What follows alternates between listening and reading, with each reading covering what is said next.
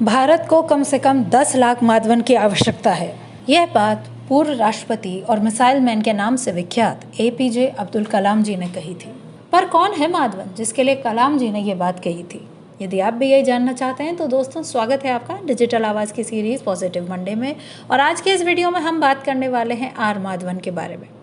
तो वीडियो को बिना स्किप करें अंत तक देखते रहिए। चलिए वीडियो शुरू करते हैं।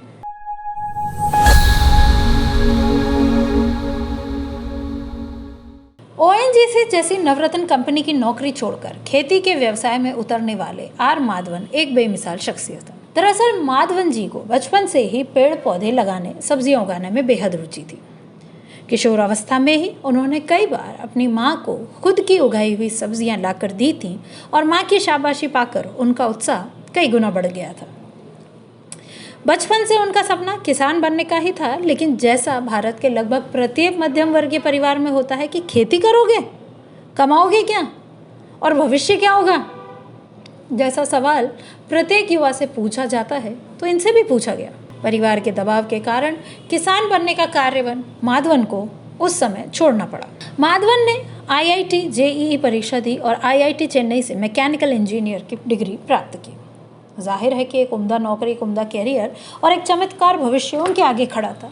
लेकिन कहते हैं ना कि बचपन का प्यार एक ऐसी शय है जो आसानी से नहीं भूलती। इसके अतिरिक्त आईआईटी करने के दौरान किसानी का यह शौक उनके लिए आजीविका के साथ साथ समाज सेवक का रूप भी ले चुका था। ओएनजीसी में काम करते हुए भी उन्होंने अपने इस शौक को पूरा करने की जुगत लगा ही ली। समुद्र के भीतर तेल निकालने के रिग पर काम करने वालों को लगातार 14 दिन काम करने के बाद अगले 14 दिनों तक सवेतन अवकाश दिया जाता है। माधवन ने यह काम लगातार 9 साल तक किया। 14 दिन तक मैकेनिकल इंजीनियरिंग का काम और अगले 14 दिन खेती किसानी के नए नए अनुभव एवं प्रयोग।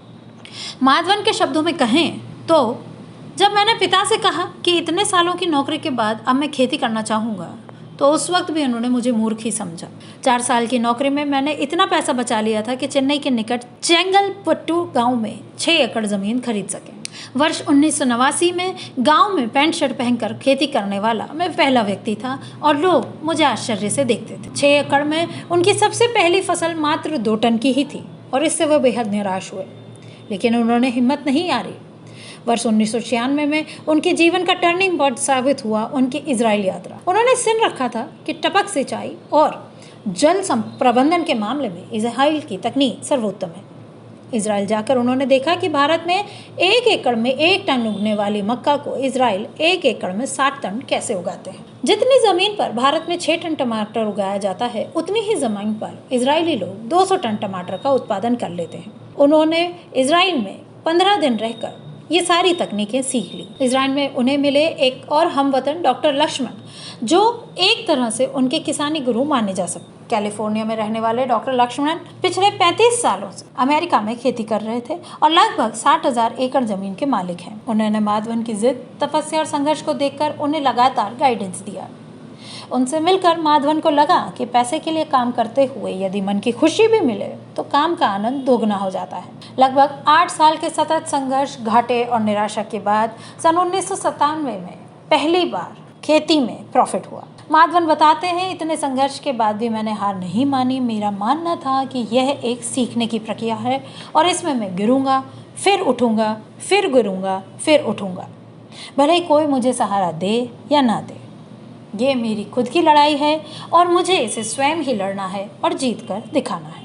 माधवन के जीवन का एक और स्वर्णिम क्षण तब आया जब पूर्व राष्ट्रपति से तय मिनट की मुलाकात 2 घंटे में बदल गई और अंततः कला साहब के मुंह से निकला कि भारत को कम से कम 10 लाख माधवन की आवश्यकता है। दोस्तों, ये थी माधवन की कहानी। उम्मीद करती हूँ कि उनकी ये कहानी आपको पसंद आई होगी और अपने दोस्तों के साथ आप इसे ज़रूर शेयर करेंगे ताकि वो भी माधवन से प्रेरित हो सके।